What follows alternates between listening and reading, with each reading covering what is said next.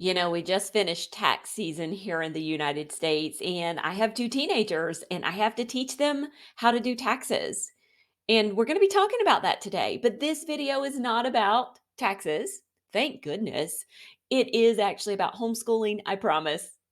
Hi, I'm Pam Barnhill, and I have helped thousands of homeschoolers beat burnout, create doable systems, and bring more joy to their homeschool days.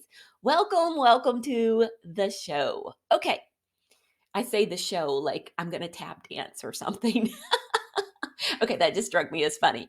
Let's talk about my experience with teaching my kids how to do their taxes. So, this was really important to me because when I think back on my years in school, I think maybe once in a math class they talked to us about how to do taxes. And I can remember getting out of school and getting my job. Actually, I worked before I got out of school. So, I can't quite remember who helped me do my taxes, but I can remember like being in college and having my college job, and I have to do my taxes by myself and looking at the 1040 easy and thinking like some of this stuff is confusing. It doesn't even apply to me. Why can't we just like write down the income and all of that stuff? So it was a little bit confusing, and I can just remember thinking like this is the stuff that we should teach in school. And so I wanted to do that with my kids. I wanted them to leave our homeschool feeling confident that they knew how to fill out these forms. So they got their first jobs. April came around and we started looking at, okay, it's time to do the taxes. Well, I knew that they needed to do the federal 1040 EZ form. I have not looked at one of those in years, like 20 years or more.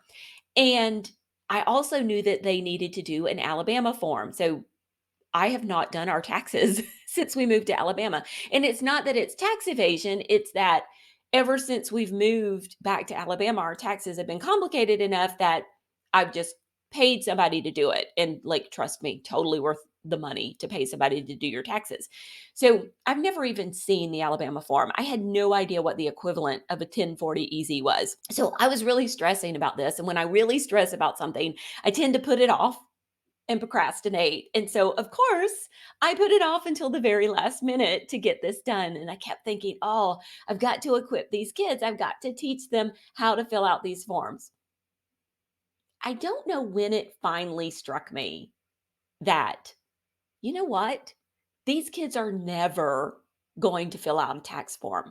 Why would they ever fill out a tax form?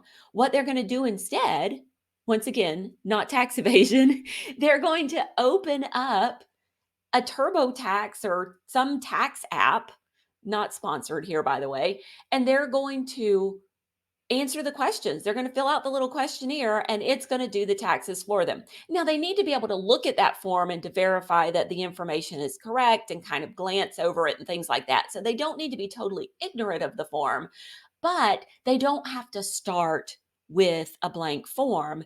They're using a different method altogether. So I did not dig in my heels and say, homeschool mom, this is what you had planned. You had totally planned on teaching this. You can't shift and teach something else now. It would have been silly for me to do that. But that's often what we do as homeschool moms is we make our plan. We get this plan in our head and we think this is what we're going to do, and then we refuse to be flexible, or we think, "Oh, we can't change this plan because this is what we decided to do." And you know what? That would be just as silly as me saying, I'm not going to teach my kids how to use the tax software because this is what I had planned to do.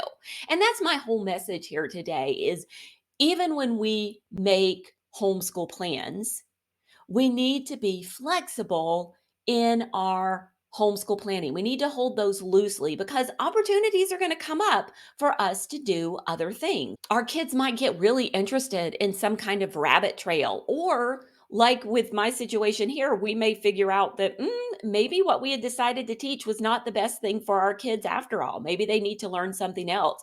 Maybe we need to slow down a little bit to be sure that they master the material, or maybe we need to speed up a little bit because they're catching on much faster than what we thought. And if we continue to kind of try to drill this into them, they're going to be really bored and cause problems and be a behavior issue and push back against us. I mean, this can happen even in homeschooling.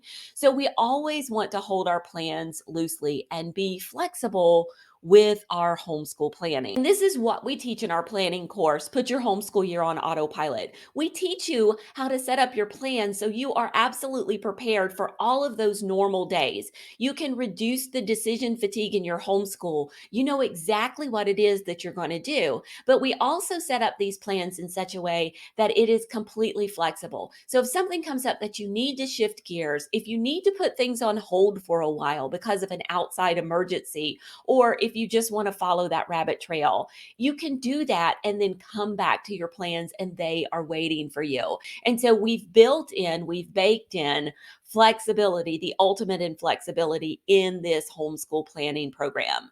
So come and check it out. You can find that at planyouryear.net.